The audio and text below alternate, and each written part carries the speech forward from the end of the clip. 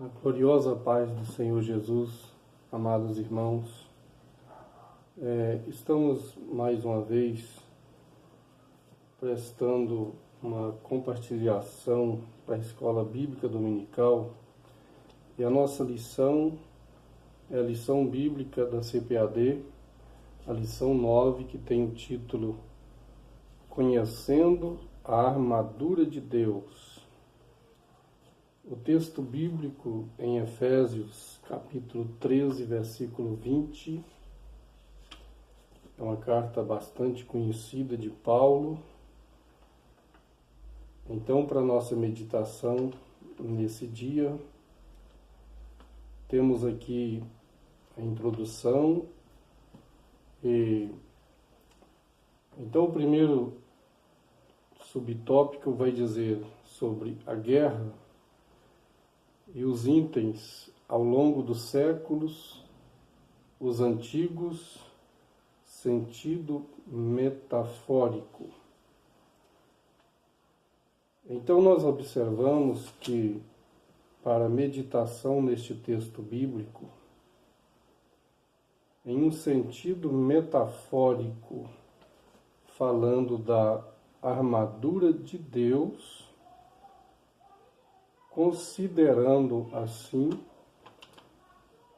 a luta, o combate que o cristão vive na vida espiritual. Então Paulo, recomendando à igreja de Efésios, ele diz: portanto, tomai toda a armadura de Deus, para que possais resistir no dia mau, e havendo feito tudo, ficar firme. Ficar firmes.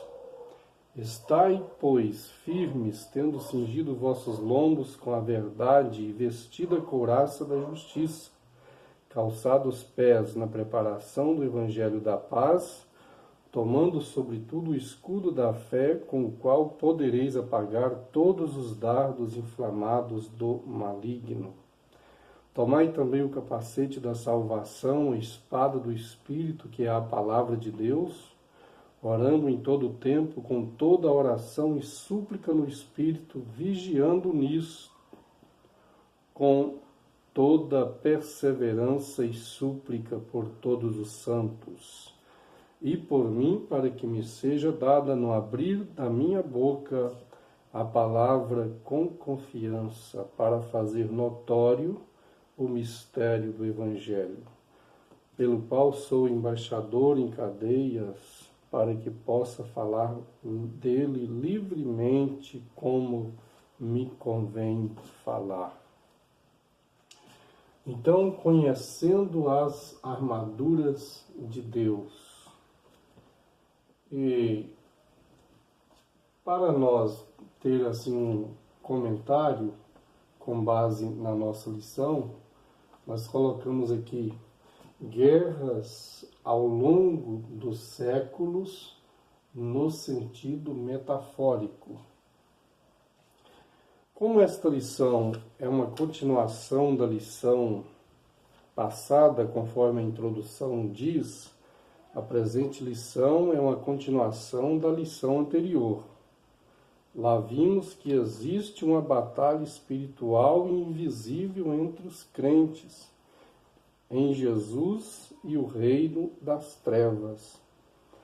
Aqui vamos estudar como o apóstolo Paulo usou uns instrumentos bélicos do sistema da época como metáfora. Essa ilustração é um recurso didático importante porque facilita a compreensão dos cristãos para um bom combate. Então nós vemos que, como é um sentido metafórico, metáfora nós entendemos que é algo que simboliza o outro. É uma coisa que simboliza outra. Então, no caso aqui do combate espiritual, as armaduras de Deus, que Paulo toma, por exemplo, o escudo da fé, a espada do Espírito, o capacete da salvação, calçando os pés na preparação do Evangelho da Paz. Tudo isto, num sentido real, nós sabemos que fazem parte das vestes, da farda de um soldado. Mas quando trazendo isto para o lado espiritual, nós percebemos que Paulo está fazendo uma ligação daquilo que é material com algo que é espiritual. Então, o crente, os discípulos de Cristo Jesus, ele vive uma batalha, e essa batalha já começa dentro de nós. A Bíblia diz que em nós, o Espírito combate contra a carne contra o Espírito, e é uma batalha constante. Mas visto que temos os inimigos fora, nós aprendemos na lição passada sobre os principados, as potestades, o príncipe das trevas, e então são inimigos espirituais que nós só podemos vencer se estivermos armados, revestidos com as armaduras de Deus. E quando fala a nossa lição sobre guerras, com o tempo dos antigos e ao longo dos séculos, nós vamos perceber que aquelas guerras faziam parte de algo que já estava bem mesmo antes do dilúvio. Nós vemos que o primeiro crente, servo de Deus, a enfrentar um inimigo, e esse inimigo jamais esperado, seu próprio irmão, Caim, mata então Abel. Aí nós vemos que isso dá seguimento. Quando Caim tem um filho, esse filho tem mais filhos, e chegando já para nascer aquele homem que seria o sétimo, Tubal-Caim, quando seu pai, Lameque, se alegra em ter o sétimo varão na sua casa, aí ele canta uma música para as suas esposas, Ada e Zilá. Eu matei um homem por me ferir, e um mancebo por me pisar. Caim será vingado 7 vezes, porém Lameque 70 vezes 7. O que Lameque queria dizer com isto? Ele queria dizer que se alguém matasse Lameque, essa pessoa seria vingada. Ele queria dizer que Lameque não podia ser assassinado por ninguém, assim como também Caim não podia ser assassinado por ninguém. Esse pensamento maligno deu força a uma ideologia satânica naqueles primeiros séculos, porque não podia matar um matador, mas sim uma pessoa de bem que envolvesse numa situação de constrangimento contra alguém. Então aquele que primeiro matasse, ele receberia proteção segundo a ideologia de Lameque. E isso perdurou até os tempos dos reinos a seguir pós-diluviano, quando Cã se abre ao pecado, o pecado tem uma brecha através da civilização de Cã. É por isso que quando Deus vai dar os mandamentos, a lei, ele fala para Israel: mata seus inimigos, eles serão tirados da posse da terra, para que vocês possam ter as suas terras. Mas quando ele dá a lei no capítulo 20 de Êxodo, ele fala: não matarás. Mas por que não matarás? E ao mesmo tempo dando ordem para que Israel matem seus inimigos. Por causa desta ideologia que vinha arrastando desde os séculos antediluvianos. Eu posso matar quem nunca matou, mas se é um matador, eu não posso matar. Então esta era a guerra. E isto foi levantando tribos contra tribos, a ponto de grandes guerras se arrastarem em meio aos séculos. E foi por isto que, quando Gideão foi chamado para dar livramento ao povo de Israel, Israel estava sofrendo cativeiros dos midianitas, e o Senhor Deus queria dar livramento a Israel. Então Deus chama Gideão para este combate. Gideão não se vê preparado, mas aí o texto bíblico vai dizer, no capítulo 7, versículo 35, que o Espírito, capítulo 6, versículo 34, então o Espírito do Senhor revestiu a Gideão.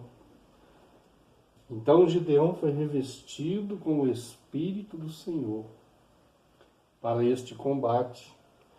No capítulo 7, 35, ele vence os midianitas, prende Oreb e Zeeb.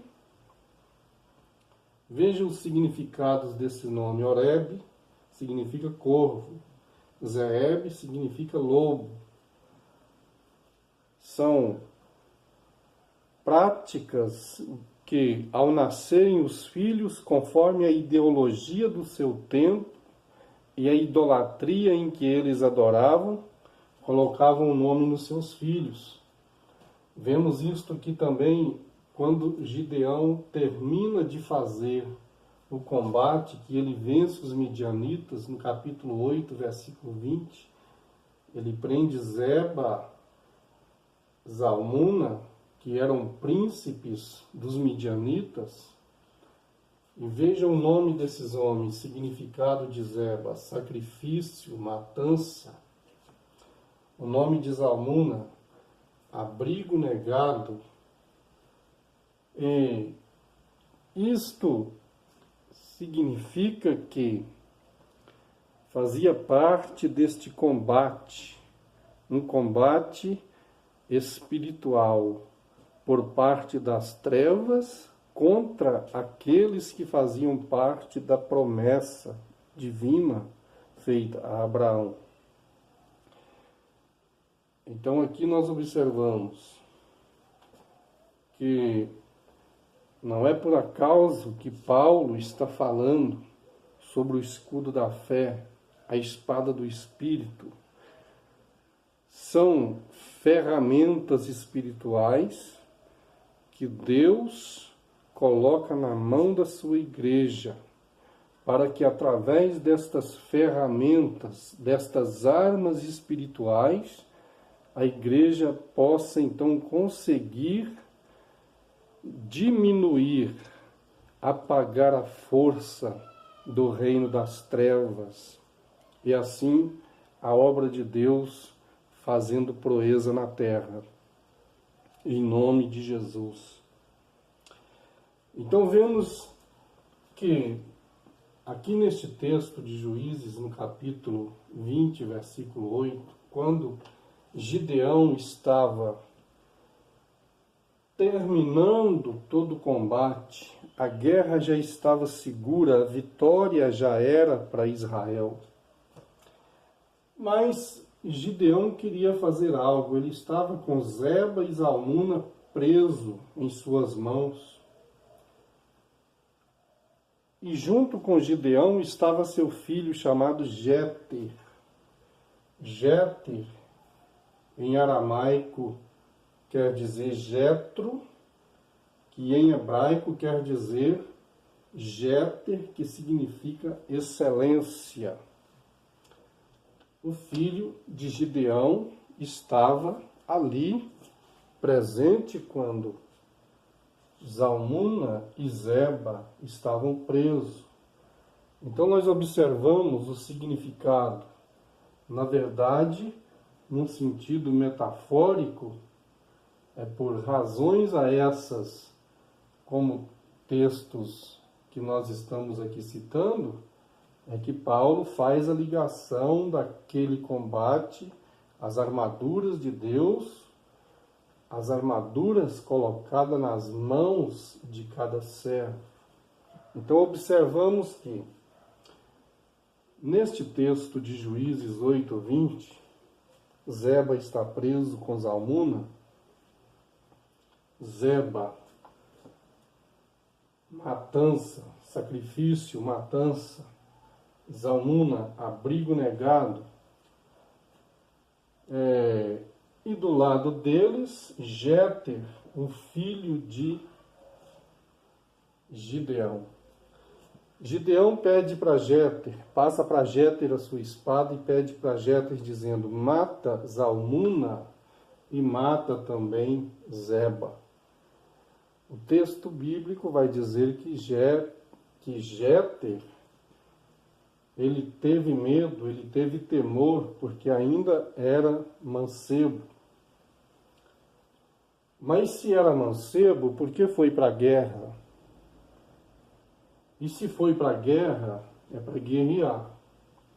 Então tudo isso tem um sentido espiritual, porque na obra de Deus, todos quantos, a partir do momento que têm consciência a respeito do que é bom e do que é mal, esse já está apto a compreender o que é certo e o que é errado.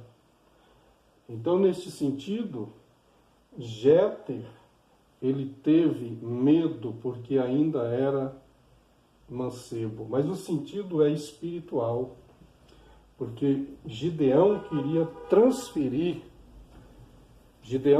transferir honras para seu filho, pois que, matando Zeba e Zalmuna, toda a honra da batalha vencida passava para Jéter, o filho de Gideão. Mas nós observamos que, como se trata de algo espiritual, quando nós lembramos e olhamos para mais atrás nos textos, quando vai falar de Gideão entrando no combate, Gideão se preparando para o combate, ele tinha temor, ele tinha medo, ele pensava se ia dar certo ou se ia dar errado. Então Deus fala assim com Gideão: chama o teu moço, Pura, e vai com ele, visto que você ainda tem medo. Vai com ele e veja. E quando ele fala com Pura, e eles entram até para bem perto do acampamento dos midianitas, quando Gideão e Pura puderam ouvir que os midianitas estavam um homem contando um sonho para o outro. Com isto nós aprendemos que essas dificuldades sempre houve na obra de Deus. Por que Gideão não tinha perto dele o Pura para dar a ele a espada e matar Zeba e Zalmuna? Não, mas tinha Jéter, Jéter que tinha medo. Jéter significava excelência, seu nome, mas era medroso. E a palavra de Deus era dada já a Gideão que os covardes e os medrosos voltassem para casa.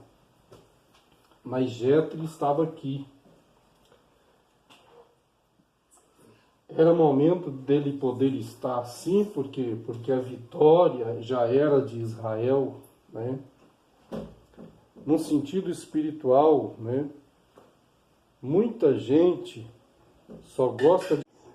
Então vemos que Jéter não era para estar na batalha se ele era mancebo.